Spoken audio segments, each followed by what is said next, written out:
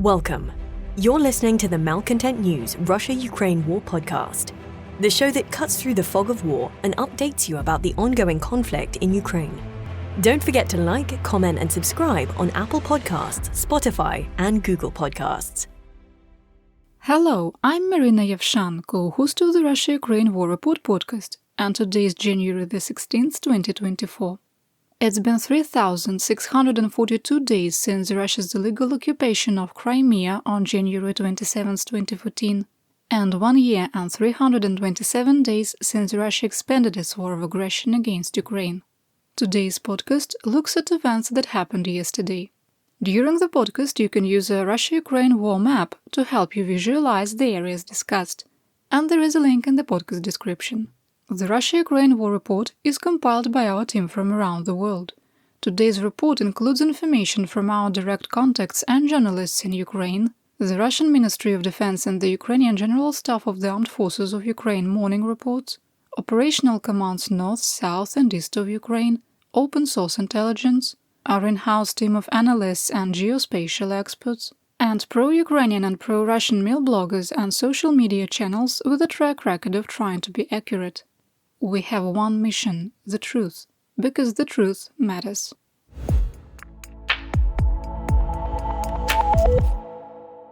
Let's start with the daily assessment.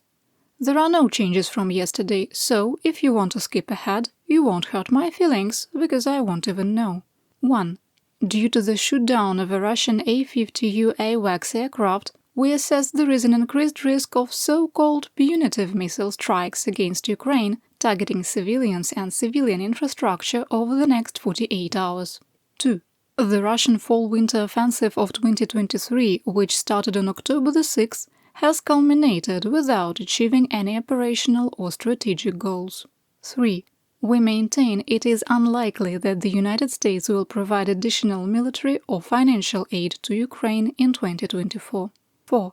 The continued impasse in the United States Congress to provide additional military aid to Ukraine and the passive response to Russian kinetic and hybrid aggression is contributing to Russia's expanding axis with North Korea and Iran and global hybrid warfare. 5. We maintain the armed forces of Ukraine are facing critical ammunition shortages that are directly impacting the ability to maintain existing defensive lines. 6. We maintain that Ukrainian forces no longer have the combat potential to engage in any offensive operations, and Russian troops are capable of additional tactical success and achieving limited operational goals. 7. The reduction in Ukrainian combat potential is a direct result of blocked aid from the United States and the European Union. 8. Russian forces have established an operational objective to capture Chasiv Yar west of Bakhmut. 9. Russian commanders have put mission objectives over all other considerations and are committed to capturing the Avdiivka salient regardless of the cost, and are maintaining a force of at least 40,000 troops. 10. We maintain that combat that closely resembles World War I trench warfare versus 21st century combined arms maneuver warfare will continue through meteorological winter, which ends on February 29th. 11. While the possibility of an intentional nuclear accident caused by Russian occupiers at the Zaporizhzhia nuclear power plant remains low, the threat should be taken seriously. We are very troubled by the latest report from the International Atomic Energy Agency and the lack of international attention.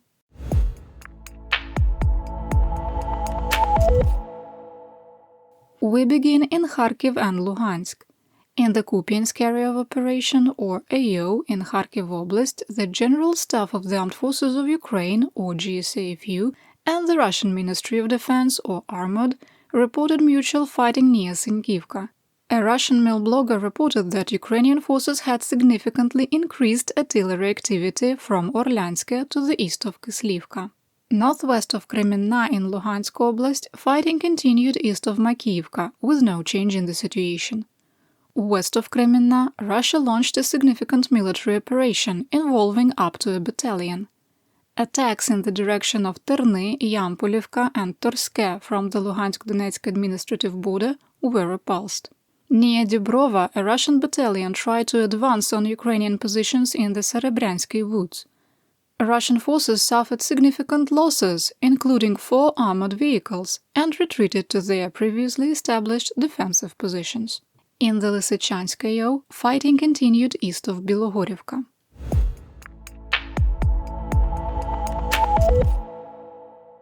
Next, let's talk about the Donbas. In the Siversk AO, Russian forces continued their attempts to advance from Bilohorivka, that's the one in Donetsk Oblast, in the direction of Vyimka. The operational objective is to flank Vesele and force a Ukrainian withdrawal from the settlement. In the Bakhmut AO, the number and intensity of attacks on the northern edge of Bogdanivka have dropped significantly, with Russian aerospace forces conducting airstrikes on Ukrainian positions. Fighting continued near Khromove with no change in the situation. Positional fighting restarted east of Ivanivska with no change in the situation.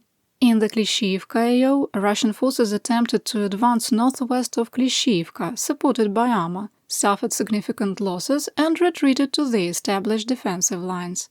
Fighting continued east of Andriivka with no change in the situation. Ukrainian forces continue to hold their defensive lines in southwest Donetsk. While Russia still has 40,000 troops in the Avdiivka AO, there has been little change to the line of conflict since the last week of December. On the north flank, Russian forces continued to attempt to advance along the railroad grade southeast of Novobakhmutivka. Fighting continued along the railroad grade near Stepove and northeast of the Avdiivka coke plant compound, south of the Terrakan, and northeast of the sewage treatment plant in the Dachas. On the southern flank, Russian troops engaged in positional fighting in the no-man's land between Vodyane and Severne and east of Pervomayske and Nevelske. In the Marinka AO, Russian forces continued their attacks east of Krasnohorivka and Georgievka, and in the direction of Pobeda from Marinka. There was no change in the situation.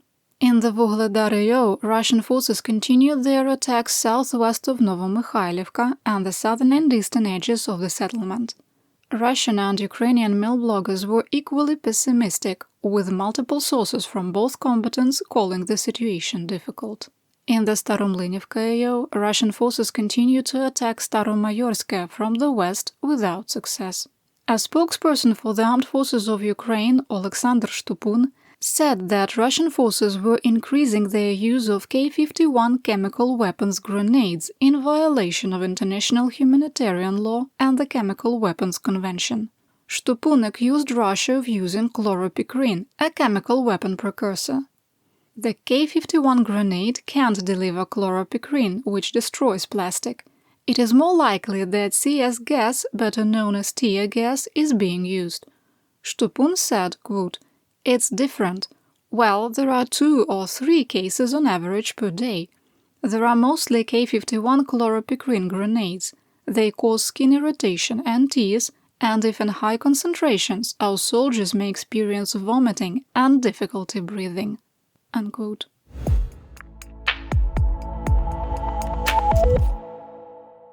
In Zaporizhzhia, there was only light fighting recorded.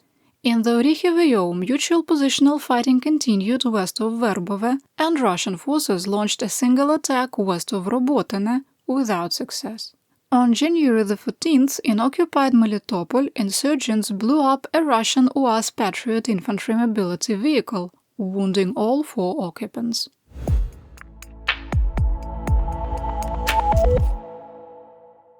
In northern Ukraine, the Security Service of Ukraine detained a former private military company Wagner Group mercenary from Belarus near Kyiv.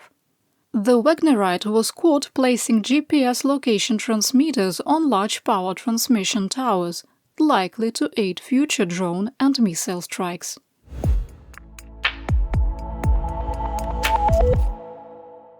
Here is the update for the Russian front.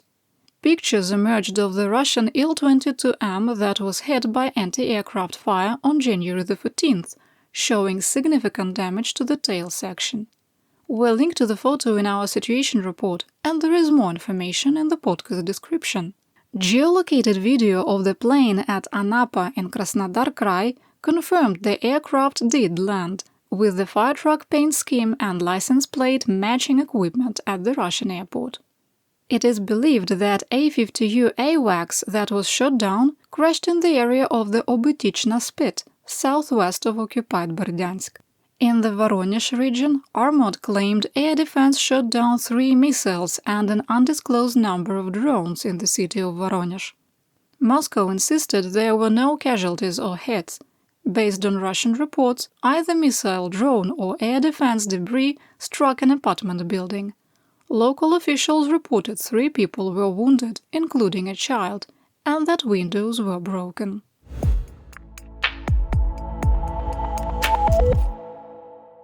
Let's talk about theater-wide events. The deputy head of the main Defense Intelligence Directorate of the Ministry of Defense of Ukraine, or OGUR, Vadim Skibitsky, reported that Russian military equipment is being sent to the front lines as soon as it is produced, adding, quote, "We do not see Moscow significantly increasing the number of weapons and the volume of production of weapons and military equipment." Skibitsky believes that Belarus no longer has an adequate supply of munitions to support Moscow further. For missile production, the OGUR believes Russia can still produce approximately 120 missiles a month, but which missiles are built are dependent on available parts.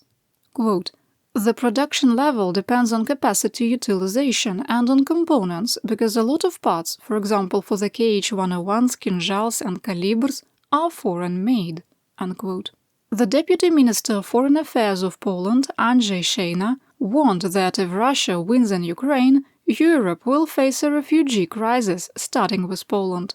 Quote, "It cannot be ruled out that the Russian offensive will lead to a shift of the front to the west and lead to the fact that millions more Ukrainians will appear in Poland, particularly women and children. It would be a huge burden for Poland. The country's society should be ready for this." Unquote.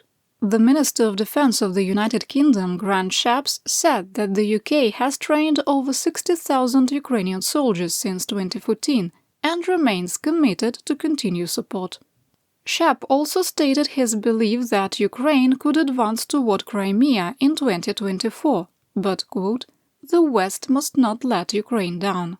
The President of Switzerland, Viola Amherd, committed to providing Ukraine with 1.5 billion francs in aid from 2025 to 2028. The money is earmarked for the reconstruction of civilian infrastructure. The spokesperson for the Ukrainian Air Force, Colonel Yuri Ignat, reported that Germany would be providing another IRIS-T air defense system by the end of the winter. The Canadian ambassador to Ukraine, Natalka Tsmots, said that Kyiv had been given a draft security agreement, similar to the one signed with the UK, which is currently in review. Washington, D.C. watchers are reporting that Speaker of the House Mike Johnson has walked from the Senate continuing resolution that includes U.S. immigration reforms and aid for Ukraine. The House was not in session on the 15th due to the Dr. Martin Luther King Jr. holiday, and has 4 days left to pass a continuing resolution before part of the US government shuts down. Johnson is reportedly in favor of not addressing immigration reform, military aid for Ukraine, Israel, Taiwan or the Philippines, or humanitarian aid for Palestinians until after Donald Trump is elected president, and using continuing resolutions to fund the government and 2023 levels. We've updated the table for equipment losses on January 15, 2024, with information from the Oryx database. The table includes Russian losses suffered during the Prigozhin insurrection of June 23-24. Subscribers to our Patreon get access, and there is more information in the podcast description.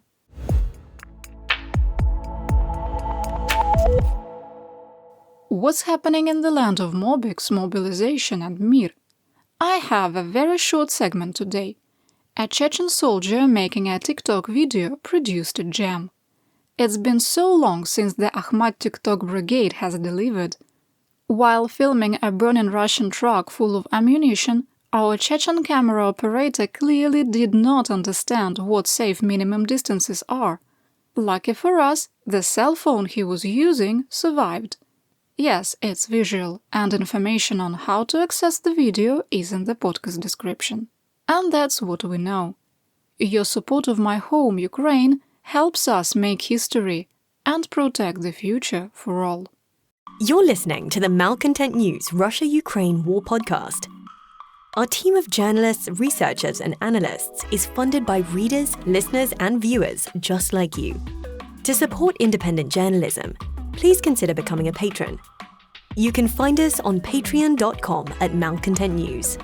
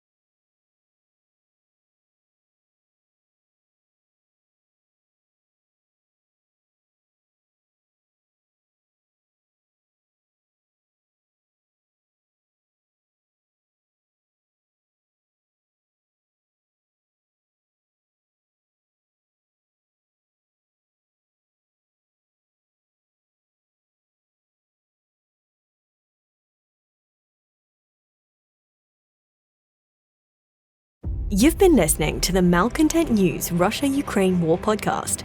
To help keep us independent, please consider providing financial support by becoming a patron. Want on-demand news in your hand? Download the Google News app and make Malcontent News one of your favorites to receive breaking news updates. Thank you for listening.